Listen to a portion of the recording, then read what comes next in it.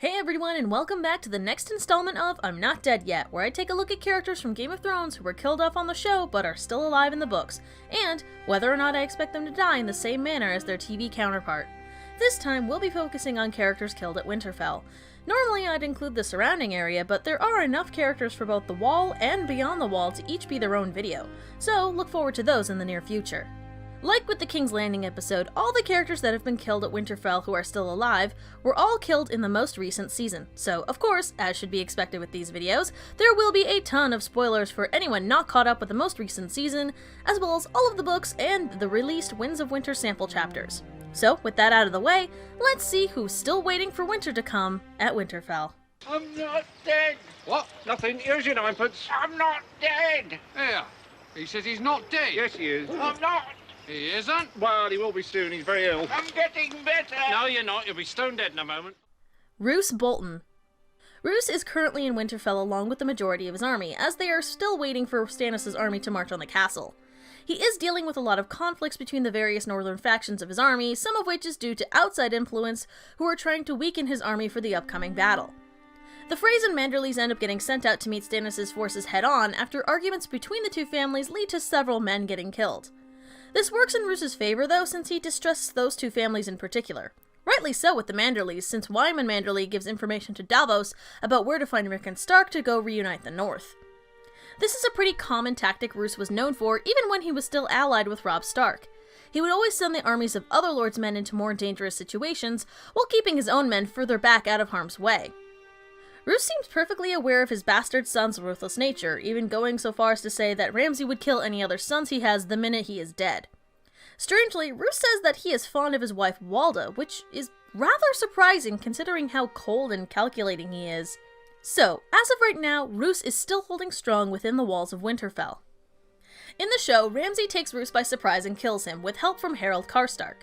Ramsay is far more calculating and politically savvy than his book counterpart, though still just as vicious. I expect that Roose will die, but I don't think it will be by Ramsay's hand. Roose has made many enemies, so there are quite a few who I think could lead to his death. Wyman Manderley or Stannis both would work thematically. In either case, it would help unify the North, and in Stannis' case, make it much easier for him to gain allegiance from Jon and the Night's Watch. My vote is currently for Stannis, since in terms of military strength and cunning, I think Roose and Stannis are on a pretty level playing field. Either way, pretty sure Roose isn't long for this world. Walda Frey. Oh, one of the few Freys who I don't actually hate.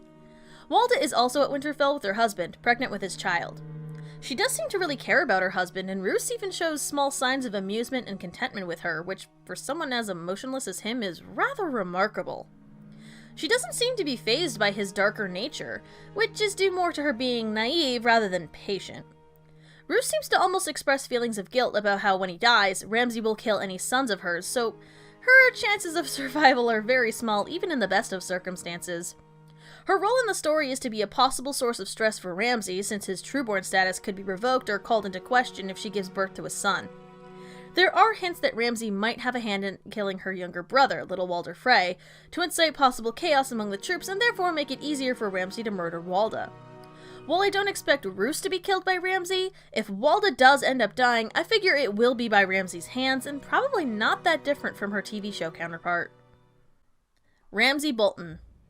Oh man, did the showrunners really try to make Ramsay look like the big bad? He rapes Sansa, kills his father, kills Walda and his newborn brother, kills Osha, and even kills Rickon in front of Jon. I mean, his book counterpart isn't exactly sparkles and sunshine, but the TV show version was much more, "Mwahaha, I'm evil." Book Ramsay does rape and torture his wife, Jane Poole, who is forced into pretending to be Arya Stark, this plot having been given to Sansa in the show, and does have a huge impact on the psychological breakdown of Theon.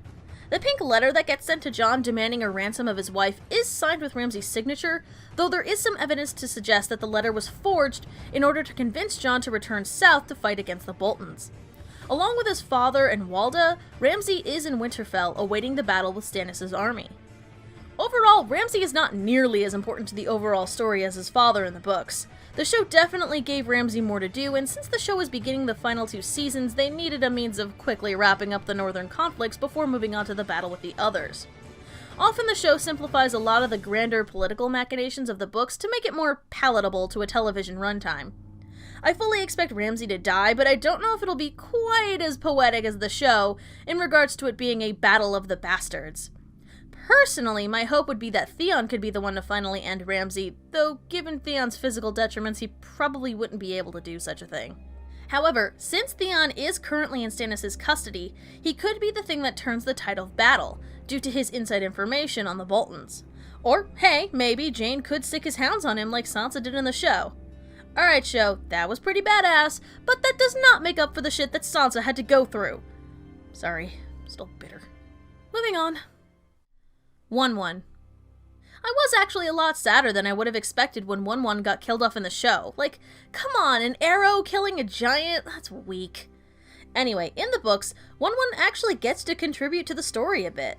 Jon Snow takes the time to have talks with 1-1 in order to learn more about giant culture and how they can begin to build some trust between humans and giants.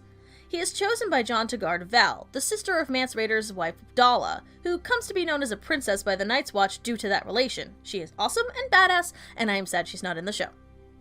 He bows to Selyse and Shireen upon their arrival, and he seems to be quite happy with Shireen. 1-1 is part of the way that Jon gets ambushed by some of the traitorous Night's Watch. Jon finds that 1-1 has killed a knight who earlier drew his sword at him, and in the chaos, he gets distracted and stabbed. Now, that's not to say that show 1-1 wasn't awesome, but the book made attempts to show he wasn't just a big, dumb killing machine. He had his moments of grace and politeness. The show, not as much. I don't know if 1-1 will end up getting blamed for Jon's death or not. It depends on how long the book will take to resurrect him. But it would make sense for him to participate in the upcoming battle. If 1-1 isn't taken out by the Night's Watch, then I expect him to die in battle, though, hey, there is a chance he could just make it through just fine. It would be rather poetic for 1-1 to be killed while thought of as just a savage beast despite his intelligence. George R.R. Martin is all about those tragic deaths and whatnot. Osha. So Osha parts from Bran's group much earlier in the books. Jojen and Mira were at Winterfell with Bran when it was taken by Theon. So once Osha realizes Bran's intention to go beyond the wall, she decides to take Rickon with her. She mentions going south, possibly to White Harbor. This is not only a large port city, which would be useful for smuggling Rickon out of Westeros, but it is also the seat of House Manderly, which we know are loyal to the Starks even after the Red Wedding. This would line up with what Wyman Manderly tells Davos about Rickon's location on Skagos. He could have told him to head there, or might have just been aware of it due to his proximity to White Harbor. Skagos is an island inhabited by descendants of the wildlings, so rumors about them being cannibals are pretty common. It's not a place most would go, which makes it a perfect hiding spot. Davos is on his way to Skagos to seek out Rickon, so if they are there, Rickon is still with Osha most likely. I doubt that Osha will really play much more of a role in the story besides caregiver or fighting instructor to Rickon on Skagos. She has fulfilled her role as the means by which Rickon can escape, and how they managed to sneak out of Winterfell in the first place. I don't really see Osha dying unless she decides to just come join the battle, which she could depending on her attachment to Rickon. It's clear she was still concerned about Rickon in the TV show, which is why she tries to trick Ramsay but is overpowered and killed. If Osha is going to die, it'll be in battle. Rickon Stark. Oh, Rickon, the showrunners really couldn't think of much of a use for you. Well, out of all the Stark children, Rickon is the one we know the least about, given that he's 3 years old at the start of the series. He's more prone to wild outbursts and gets along well with the wildling Osha. It's no surprise, given what Rickon has been through. Rickon, like Sansa and Arya, well, Jane Poole pretending to be Arya, is more often thought of as a piece on a board rather than an actual person. He is believed to be the key to reuniting the North, though he certainly isn't the most reliable lead with that, since Arya is believed to be a hostage, Sansa has vanished, and Bran and Rickon were believed to have been killed by Theon. Wyman Manderly believes that Rickon is still alive enough to inform Davos of his true allegiances, since he's still serving as a bannerman to the Boltons. If Davos can manage to find Rickon and bring him back to the north, that would help to dissolve a lot of the tenuous alliances Roose has with the other northern houses. The show had Osha and Rickon head to the Umber stronghold, Last Hearth, and they end up being betrayed, given over to Ramsay as a means of showing loyalty. The Umbers in the books join the Boltons rather grudgingly though, and Roose doesn't trust them very much, so it's interesting that in the show, they're the house that definitively betrays the Stark cause. Do I expect Rickon to live? Well, assuming that Davos does end up finding Rickon and convincing him to come back, it's kind of difficult to say. We just don't know all that much about Rickon to really infer what sort of impact he could have on the story. On the one hand, him managing to reunite the North would be really beneficial to the Northern story plot, since we've already begun to see the alliances of the Boltons beginning to strain. However, we all know that George R. R. Martin doesn't ever make things work out the easy way, so killing off Rickon could definitely still happen. It might be enough to break apart the alliances, sure, but his death could set in motion a variety of reactions. Jon coming back to the south to fight those who killed his brother, Bran finally leaving Bloodraven's Nest to try and rescue Rickon, Sansa finally revealing her identity at the Vale and leading the charge, Arya having wolf dreams and leaving the Faceless Men. All of these could happen if Rickon's existence is revealed, whether he lives or dies. So it really is a 50-50 shot with Rickon making it out in the end. Shaggy Dog. And finally, Shaggy Dog. I was convinced that when the show killed him off it was just a trap, but no, it was really him. Shaggy Dog's fate is intricately tied to Rickon. Rickon is very attached to his wolf, and the wolf reflects his wild, raging side. The Stark children's fates are tied to their relationships with their wolves, and with where Rickon's story is going, I don't see Shaggy Dog's fate diverging all that much.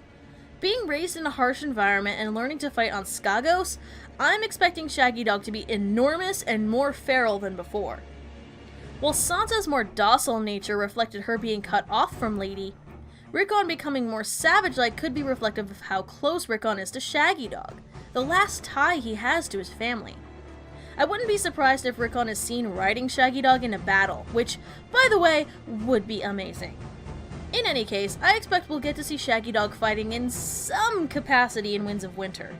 Hopefully, he'll be able to make it out to the end of the series, along with Rickon. Alright, so those are all the major characters killed off at Winterfell who are still around in the books.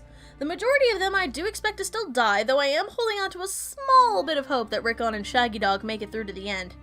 Do you think that any of these characters have a chance of living to the end of the series, or do you think they're all dead meat? If so, how different do you think their deaths will be in comparison to the show? Post your thoughts in comments below. I'm curious to see if your thoughts matched mine. So next time on I'm Not Dead Yet, we'll be going even further north to see which characters at the Wall may still make it out alive after all. Well, I'm Calluna, and I'll see you guys in the next Game of Thrones video. See ya!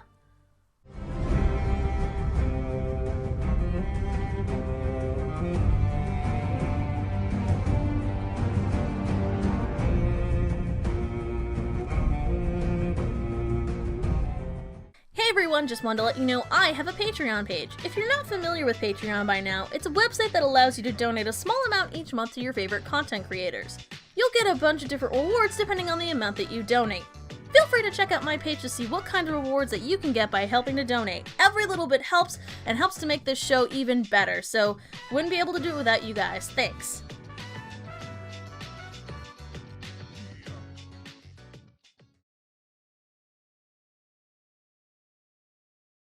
Geek Vision.